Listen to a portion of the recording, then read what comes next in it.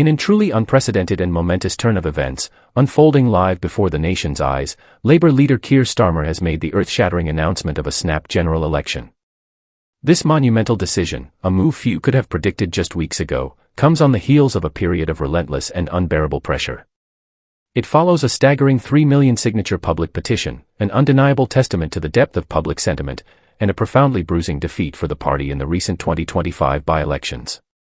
What was once a hushed, almost conspiratorial possibility whispered in the backrooms of Westminster has now exploded into stark, undeniable reality. Britain is heading to the polls earlier than anyone anticipated.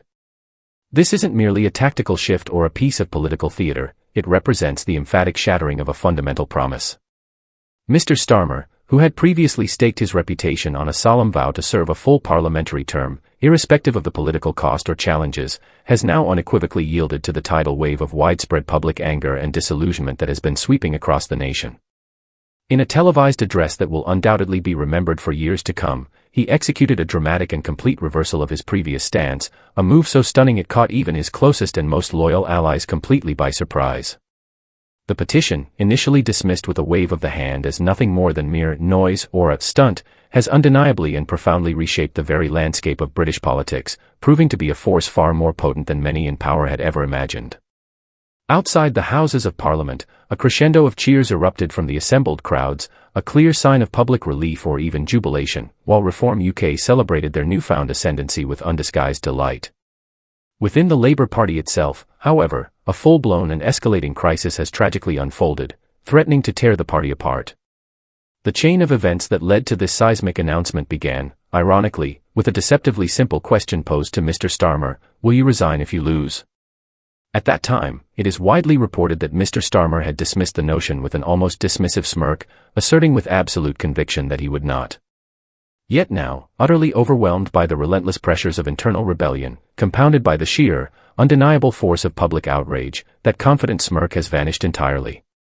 When he finally conceded, uttering the word yes, few, if any, truly believed he meant it, such was the perceived strength of his prior conviction. Having meticulously ascended to power by fundamentally reshaping Labour in his own carefully crafted image, transforming it from a party of the left to a more centrist, electable force, a surrender of control, especially at this critical juncture, seemed utterly unimaginable. However, in the brutal aftermath of a landslide defeat in the 2025 local elections, which saw Labour lose dozens of previously safe councils and Reform UK make unprecedented and significant gains across the country, Mr. Starmer appeared at the podium. He was visibly pale, profoundly shaken, and his voice unmistakably faltered as he delivered the stark declaration that the public deserves a fresh choice. To some, it may have been interpreted as a rare moment of humility; to the vast majority, however, it reeked unmistakably of sheer desperation. For many, many months leading up to this point, Mr. Starmer had consistently brushed aside criticism with a firm hand. The viral petition, now boasting the signatures of over 3 million impassioned people, was repeatedly and publicly dismissed as nothing more than a stunt orchestrated by political opponents. Yet, behind the scenes, a creeping sense of panic had, by all accounts, deeply gripped the Labour Party. Approval ratings plummeted at an alarming rate, and crucially, working-class voters, the very bedrock of Labour's traditional support, felt not just ignored, but profoundly and unequivocally betrayed. Just half a year ago, political insiders had confidently predicted a smooth and inevitable path for Labour to Downing Street. Now, the party finds itself in a perilous and seemingly irreversible freefall. The very pledges that had so powerfully propelled Mr. Starmer to power, the promises that had captured the hopes of so many, were, one by one, quietly and systematically abandoned. His carefully cultivated image as a principled reformer, a figure of integrity and change, has sadly crumbled before the public's eyes. Inflation remained stubbornly high, continuing to squeeze household budgets. Vital public services continued their alarming decline, the promise to scrap tuition fees was not honored, and housing costs soared to inaccessible levels. His 10 core campaign promises, including defending the NHS, abolishing tuition fees, nationalizing key services, and imposing higher taxes on the wealthy, were, with each passing week, incrementally and dishearteningly dropped. Nurses, a symbol of public service, went on strike in despair. Tuition fees remained a heavy burden, public ownership was suddenly deemed too expensive, and taxing the wealthy, once a cornerstone of Labour policy, became too ideological. Disillusioned Labour loyalists, watching from the sidelines, observed with growing frustration and a sense of betrayal as Mr. Starmer morphed, almost imperceptibly, into a cautious, uninspiring centrist. Then came the petition. What began with a handful of angry and determined citizens rapidly escalated into a full-blown national reckoning. Parliament itself was ultimately compelled to debate the petition, a testament to its overwhelming public support, and members of Parliament found themselves absolutely inundated with a torrent of emails, phone calls, and organized protests. This was no longer simply about the fate of a single politician, it had evolved into a powerful and undeniable demand for accountability from those in power. Meanwhile, Reform UK surged in former Labour heartlands, a truly alarming development for the Labour Party. The very voters Mr. Starmer had so earnestly vowed to represent, the working-class communities he claimed to understand, unequivocally abandoned him.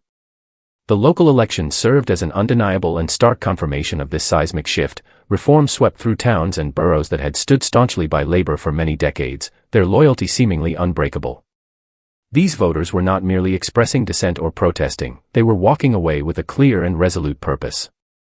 For them, Labour had become unrecognizable, seemingly deaf to their pressing concerns and the realities of their daily lives.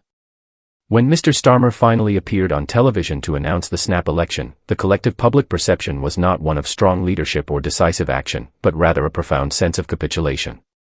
Crowds gathered in various locations, social media erupted with a mixture of anger, disbelief, and excitement, and Reform UK triumphantly hailed it as a democratic victory. Former Labour strongholds responded with a profound sense of bewilderment and disappointment. This was demonstrably not the calculated strategy of a confident leader at the height of his powers, it was the unmistakable and tragic collapse of one. His downfall was not a sudden, unforeseen catastrophe, it was a slow, agonizing, and, crucially, an entirely avoidable and self-inflicted process. His pledges were abandoned with little explanation, criticism was consistently ignored, and the very voters he sought to represent were, in their view, utterly betrayed.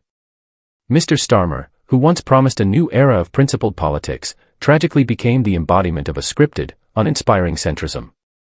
His emotionless interviews and his persistent refusal to engage meaningfully with the public or the media left voters feeling cold, detached, and increasingly alienated. As Britain now hurtles towards what promises to be its most unpredictable and consequential election in decades, one profound question hangs heavy in the air, echoing across the nation: can a man so seemingly detached and out of touch now genuinely galvanize a nation that is desperate for clear direction, for a sense of purpose and genuine leadership? His robotic and uncharismatic tone stood in stark and unflattering contrast to the fiery, relatable, and often controversial style of Nigel Farage, who, with Reform, tirelessly canvassed streets and spoke plainly to the people. In stark contrast, Mr. Starmer seemed to bury himself in sterile policy briefs and vague, uninspiring talking points. The devastating result of this approach was clear: Labour fractured from within. Members of Parliament leaked damning documents, volunteers, disillusioned and disheartened, quit in droves, and crucial donations vanished, leaving the party financially vulnerable. The 3 million signature petition became not just a symbol of public anger, but a poignant emblem of the party's internal collapse.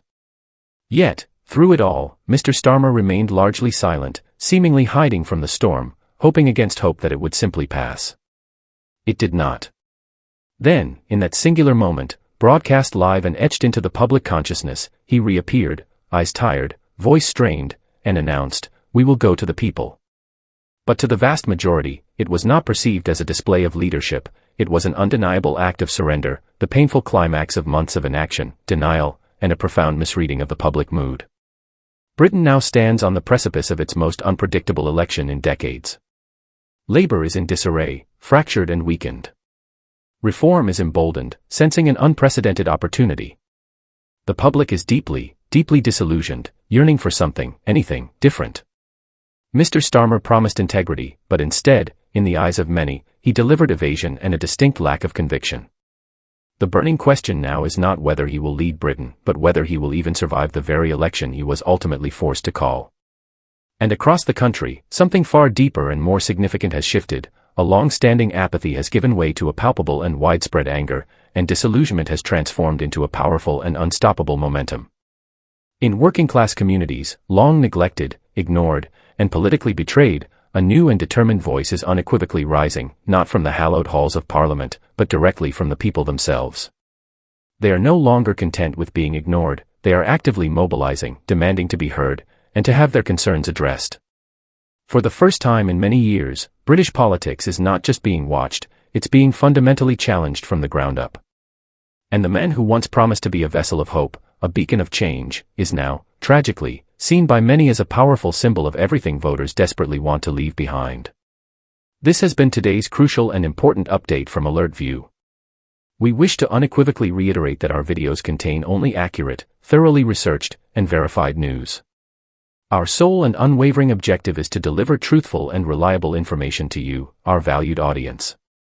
If you found this video informative and insightful, please take a moment to like it, share your thoughts in the comments below, and crucially, don't forget to subscribe to the Alert View channel for more essential updates. Thank you for watching.